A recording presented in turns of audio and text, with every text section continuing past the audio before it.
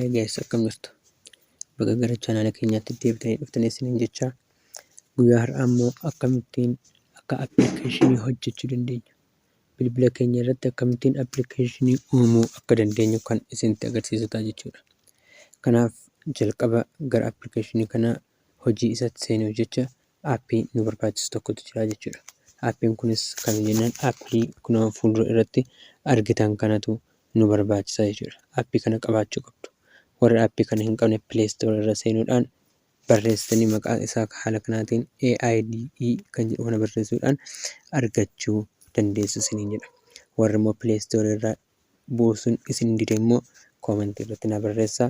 Telegiraamii irra isiniif hin kaa'a. Telegiraamii irratti isiniif hin ergaa jechuudha.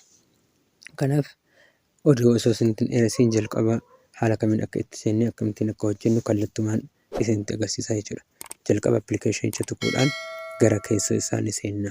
Waan inni itti nu fidu keessoo isaa seennee ni ilaallaa jechuudha. Kanaaf jalqaba haaluma seenneetiin haala kanaatiin nu gaafachuu danda'a. Permishinii garaagaraa, eeyyama garaagaraa nu gaafachuu danda'a. Kanaaf allow goonee bira dabarraa jechuudha hundisaayyuu.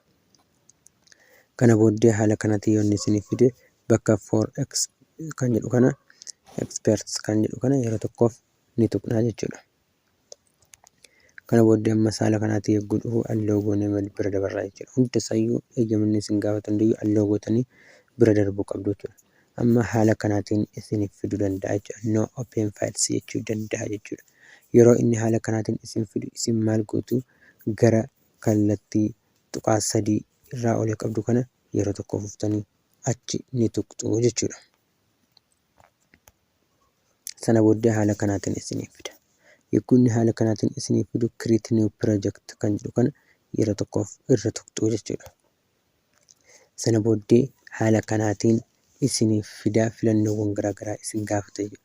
Kana keessaa isin isa kan filattunan new android app isa jedhu kana yeroo tokkoof isa filattu jechuudha. Kana booddee haala kanaatiin isin gaafataa jechuudha. Kana booddee isin maqaa appilikeeshinii uumuu barbaadan sanaaf maqaa itti gootu jechuudha. Kanaaf amma ani maqaa tokkoon irratti barreessa.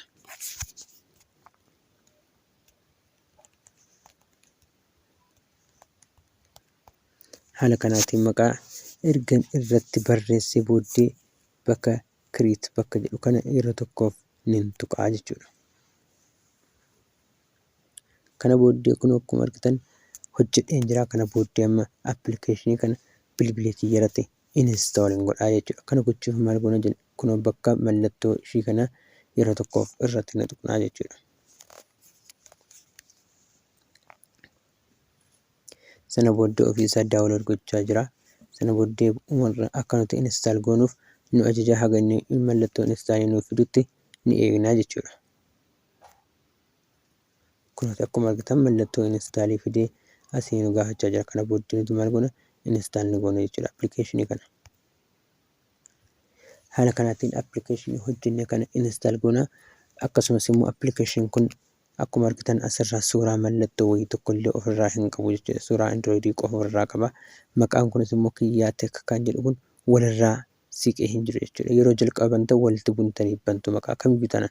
Kanaaf gara fuulduraatti immoo akkamittiin maqaa sana walirraa butuu akka dandeenyu, maqaa kana akkamittiin akka jijjiiruu dandeenyuu fi wantoota garaagaraa kan waliin ilaallu ta'a jechuudha. Amma appilikeeshinii hojjenne kana keessa seennee kan isinitti agarsiisuu danda'a jechuudha. Amma kallattumaan open goonee appilikeeshinii kana keessa haa seennu. Akkuma argitan kunooti asii barreeffama waa tokkoyyuu hin qabu. Appilikeeshiniin kun qullaa isaatii jechuudha. Kanaaf barreeffama garaagaraa itti gochuu dandeenya. Bifa garaagaraatiin barreeffama irratti hojjechuu dandeenya. Haala kamiitiin akka hojjennus tokko tokkoon isinitti agarsiisaa jechuudha.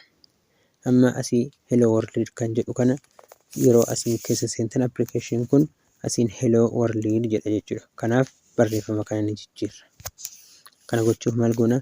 Bakka ishii kana android text bakka jettu kanarra dhufne ishuma kana ni jijjiirra jechuudha. Ishii kana irraa haqnee maqaa isaa kan barreessuu barbaannetti ni jijjiirraa jechuudha.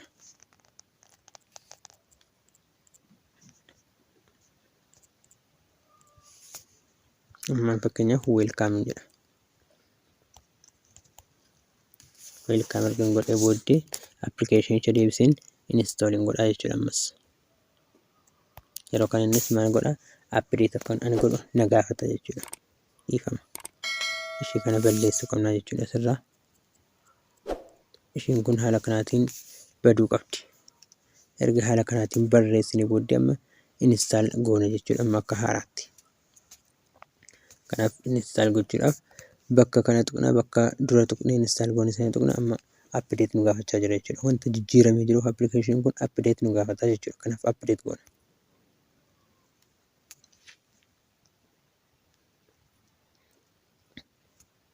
Ni eegne jechuudha. Haga inni install ta'ee dhumutti obsaan eeguu qabna jechuudha.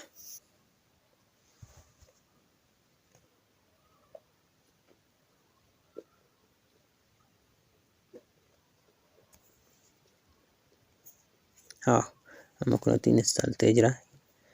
Amma yeroo kana keessa seenne open goone keessa seenne ni ilaalla jechuudha.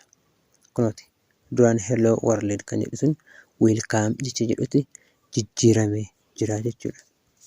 Egaa har'aaf asumarratti dhaabbanna. Kunatti application nuti hojjenne haala kanaatiin jira. Viidiyoo itti aanu keessatti application kanarratti akkamittiin suuraa akka hojjennuu fi wantoota kan biroos kan waliin ilaallu ta'a jechuudha.